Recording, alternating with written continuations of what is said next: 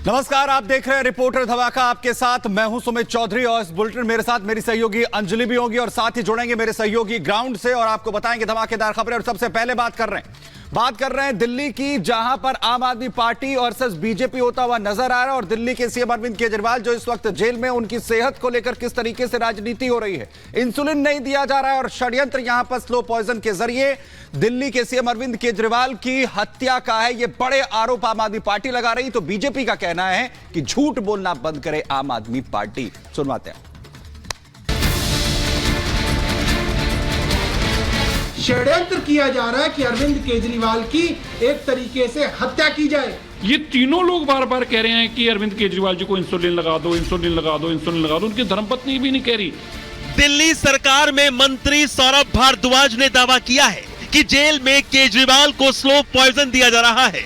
सौरभ भारद्वाज ने दावा किया कि केजरीवाल का शुगर लेवल लगातार बढ़ता जा रहा है, लेकिन केजरीवाल को इंसुलिन की डोज नहीं दी जा रही है। आम आदमी पार्टी नेता ने मीडिया के सामने दावा किया कि ऐसी साजिशें चल रही हैं कि अरविंद केजरीवाल की हत्या की जाए। पूरी जिम्मेदारी के साथ कह रहा हूं, षड्यंत्र किया जा रहा है कि अरविंद केजरीवाल की एक तरीके से हत्या की जाए। स्लो डेथ दी जा रही है अरविंद केजरीवाल को, धीरे धीरे हत्या की जा रही है अरविंद केजरीवाल की। और सबके सामने एक मरीज कह रहा है आप मुझे इंसुलिन दो, आप कह रहे हो नहीं हम नहीं देंगे। कमाल हो गया। यानी आम आदमी पार्टी नेता के मुताबिक मुख्यमंत्री केजरीवाल को जेल के अंदर धीमी मौत दी जा रही है। जेल में केजरीवाल के खिलाफ गहरी साजिश के आरोप पर बीजेपी ने पलटवार किया है। बीजेपी का कहना है कि आम आदमी पार्टी को कोर्ट पर भरोसा रखना चाहिए। आप खुद क्यों केजरीवाल की दुश्मन बन रही है? 3 लोग ही केजरीवाल को इंसुलिन देने का दबाव बना रहे हैं, जिनको मुख्यमंत्री बनना है। इंसुलिन देना और इंसुलिन ना देना ये डॉक्टरों का फैसला होता है, मेरा और आपका तो हो नहीं सकता। अगर कोई आदमी जबरदस्ती कहे नहीं इसको इंसुलिन लगाओ, नहीं इसको लगानी पड़ेगी, इसको तो जरूर इंसुलिन लगा दो, तो ऐसा ही लगेगा कि यार इसका तो जान के दुश्मन बने हुए हैं। आम आदमी पार्टी क्यों जान के दुश्मन बनी है? और आप देखिए 3 ही लोग बयान दे रहे हैं। तीनों लोग जो मुख्यमंत्री के दावेदार हैं, आतिशी जी, सौरभ भारद्वाज जी और संजय सिंह जी, ये तीनों लोग बार बार कह रहे हैं कि अरविंद केजरीवाल जी को इंसुलिन लगा दो, इंसुलिन लगा दो, इंसुलिन लगा दो। उनकी धर्मपत्नी भी नहीं कह रही कि इंसुलिन दो। मुझे लग रहा है कि ये तीनों कहीं ना कहीं कोई साजिश रच रहे हैं। बीजेपी का कहना है कि दिल्ली के अंदर एक नौटंकी चल रही है, जिसके सूत्रधार दिल्ली के मंत्री और आप सांसद हैं। केजरीवाल जेल में है। तिहाड़ जेल दिल्ली सरकार के अंडर में आती है, फिर भी आम आदमी पार्टी के नेता अनर्गल आरोप लगा रहे हैं। वहीं तिहाड़ प्रशासन ने एलजी को केजरीवाल की डाइट संबंधित रिपोर्ट सौंप दी है, जिसमें बताया गया कि केजरीवाल ने तिहाड़ प्रशासन को बताया था कि गिरफ्तारी के वक्त इंसुलिन नहीं लेने की बात कही गई। कुछ साल पहले इंसुलिन उन्होंने बंद कर दी थी, तेलंगाना के डॉक्टर की सलाह पर बंद की थी। एमएलसी रिपोर्ट में इंसुलिन देने की सलाह नहीं है। केजरीवाल का शुगर लेवल चिंताजनक नहीं है। वहीं तिहाड़ प्रशासन की चिट्ठी पर आम आदमी पार्टी की तरफ से बयान आया। आम आदमी पार्टी ने कहा कि तिहाड़ की रिपोर्ट बीजेपी की साजिश है। अरविंद केजरीवाल का 300 का शुगर लेवल खतरनाक है। जेल में केजरीवाल को मारने की साजिश है। इंसुलिन देने में प्रशासन को क्या दिक्कत है? 12 साल से इंसुलिन ले रहे हैं केजरीवाल। 50 यूनिट इंसुलिन केजरीवाल लेते हैं। दिल्ली का मुख्यमंत्री कह रहा है मुझे इंसुलिन का इंजेक्शन चाहिए। आज मोदी सरकार उनको इंजेक्शन भी, दवा भी देने को तैयार नहीं है। चाहते क्या है ये? चुने हुए मुख्यमंत्री की जिंदगी के साथ खिलवाड़ क्यों कर रहे हैं? दिल्ली के लोगों के दिलों में ये गुस्सा बढ़ रहा है और इस सारे अत्याचार का, इस जेल का जवाब दिल्ली के लोग 25 मई को अपने वोट की ताकत से देंगे। लेकिन बीजेपी ने आम आदमी पार्टी के इस आरोप का भी बड़े चुटकीले अंदाज में जवाब दिया है। सुनिए। जेलर साहब कहते हैं केजरी वो कहते हैं yes jailer, eating sugar no jailer, telling life no jailer, open mouth सब सच है जी। अरविंद केजरीवाल जेल के अंदर है और बाहर उनकी सेहत को लेकर सियासी बवाल मचा है। आम आदमी पार्टी जहां कह रही है कि केजरीवाल की हत्या का षड्यंत्र रचा जा रहा है, तो बीजेपी कह रही है बीमारी की आड़ लेकर जमानत का प्रबंध किया जा रहा है। Bureau report, Republic Bharat.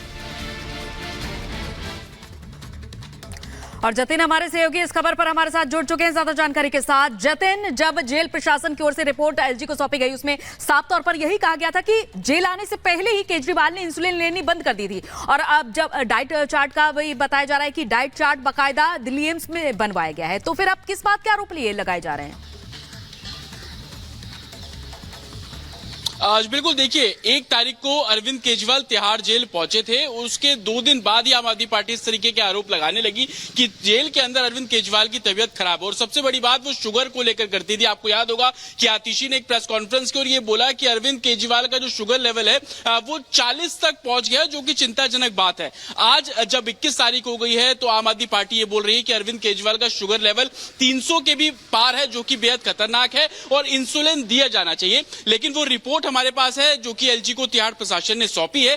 3 बड़ी बातें उस रिपोर्ट के अंदर है। एक, कि जिस समय उन्हें तिहाड़ जेल लाया गया, उनका मेडिकल कराया गया, उनका शुगर नॉर्मल था। जो दवाइयां वो शुगर की ले रहे हैं, उनको इंसुलिन की जरूरत नहीं है। तेलंगाना के डॉक्टर का रेफरेंस उन्होंने दिया। अरविंद केजरीवाल ने जो अपने हेल्थ डॉक्यूमेंट सबमिट किए थे जेल में, उन डॉक्यूमेंट्स में भी तेलंगाना के उस डॉक्टर का स्टेटमेंट है जिसमें वो बोल रहे हैं कि इंसुलिन की जरूरत नहीं है, आप ओरल मेडिसिन ले सकते हैं। तो अरविंद केजरीवाल को लगातार वो ओरल मेडिसिन जो है वो दी जा रही है। तिहाड़ के अंदर जेल नंबर 2 के जो स्पेशलाइज्ड डॉक्टर है, आरएमएल के वो डॉक्टर हैं, वो लगातार उनका ट्रीटमेंट कर रहे हैं। एक दिन उनका जो शुगर लेवल 280 के आसपास पहुंचा, लेकिन शाम होते होते वो लेवल 150 के पार पहुंच गया। तो इस तरीके की पूरी डिटेल जानकारी एलजी को सौंपी गई है। साथ ही ये भी बताया जा रहा है कि जो डाइट अरविंद केजरीवाल के घर से दी जा रही है, वही खाना वो लगातार खा रहे हैं। उस डाइट को लेकर भी पूरा जो एक तरीके से प्रिपरेशन है, जो डाटा है, वो एलजी ऑफिस में सौंपा गया। तो कहीं ना कहीं आरोप जो लगा रही है आम आदमी पार्टी की इंसुलिन की जरूरत है, ऐसा जमीनी स्तर पर नजर नहीं आ रहा है। को लेकर बीजेपी भी जतिन सवाल उठा रही है कि डॉक्टर्स तय करते हैं कि किसे कितना इंसुलिन जो है वो पेशेंट को दिया जाना है, लेकिन नेता आखिर आम आदमी पार्टी कैसे तय कर रहे हैं। बहुत शुक्रिया इस तमाम जानकारी के लिए। अपडेट हम आपसे यहां पर लेते रहेंगे। और वहीं अगर बात करें दूरदर्शन के लोगों को लेकर, अब विवाद छिड़ता हुआ नजर आ रहा है। दरअसल विवाद है रंग को लेकर। नारंगी रंग दरअसल इस बार दूरदर्शन के लोगों का किया गया, तो पश्चिम बंगाल की मुख्यमंत्री जो है वो इस पर सवाल उठाती हुई नजर आई कि आखिर कैसे चुनाव आयोग की गाइडलाइंस का, आचार संहिता का उल्लंघन जो है वो किया जा रहा है। तो बीजेपी कह रही है कि रंग तो पहले से ही नारंगी था, नीला किसने किया और हमने तो घर वापसी करवाई है। रिपोर्ट आपको दिखाते हैं।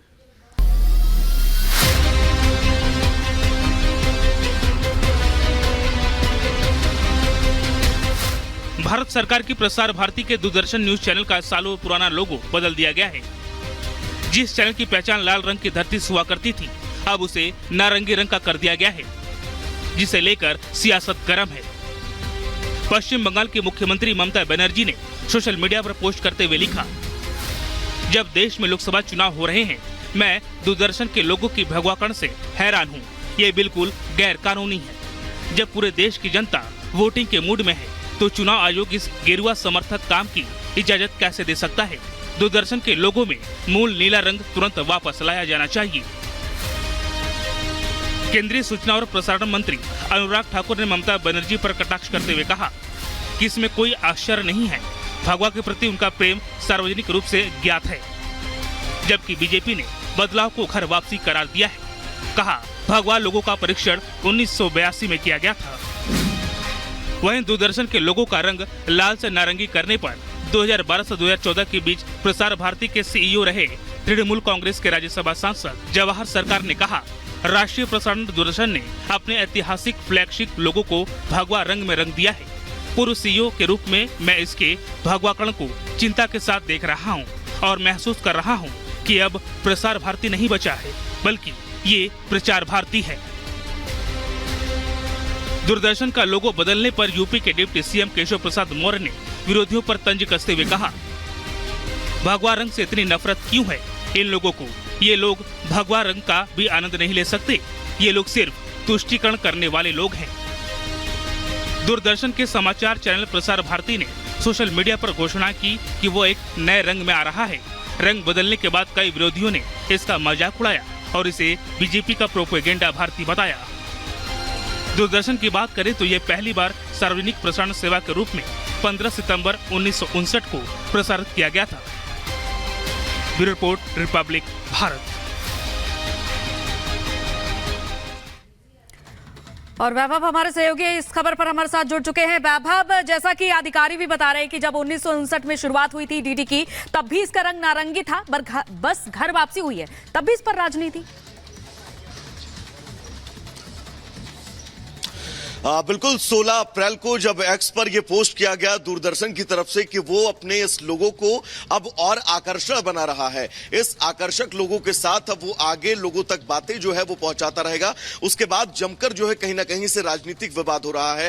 पूर्व जो सीईओ प्रसार भारती के हैं वो दरअसल तृणमूल कांग्रेस से इस वक्त राज्यसभा सांसद हैं। उन्होंने इस बात का जिक्र किया और कहा कि अब ये प्रसार भारती नहीं, अब इसे आप प्रचार भारती कह सकते हैं। तो वहीं ममता बनर्जी ने भी एक्स पर पोस्ट करते हुए ये जिक्र किया कि जिस तरह से भगवाकरण इन तमाम संस्थाओं का हो रहा है, ये कहीं ना कहीं से अपने आप में बड़े सवाल करता है। और साथ ही उन्होंने इलेक्शन कमीशन से भी इस बात का जिक्र किया कि इलेक्शन कमीशन इस पर पूरी तरह से संज्ञान ले कि कैसे आखिर चुनाव के टाइम में और अगर आदर्श आचार संहिता लगी है, उस आदर्श आचार संहिता के वक्त में ही कैसे किसी सरकारी संस्थान यानी कि दूरदर्शन जैसे संस्थान का आप लोगो चेंज करके उसे भगवा कर देते हैं। तो वहीं जब ममता बनर्जी इस दूरदर्शन के लोगों को लेकर लगातार सवाल उठा रही हैं तो बीजेपी हमलावर है। अमित मालवीय ने पोस्ट किया है और उन्होंने इस बात का जिक्र भी किया कि जब दूरदर्शन रंगीन यानी कि कलरफुल प्रसारण उसका शुरुआत 1982 में हुई थी और 1982 में ही यह तय किया गया था कि इसका रंग जो है वो लोगो नारंगी होगा, लेकिन ये लोगो आखिर नीला उस वक्त किसने किया था, ये सवाल उन्होंने पूछा। और सवाल के साथ ही ये भी पूछा कि अब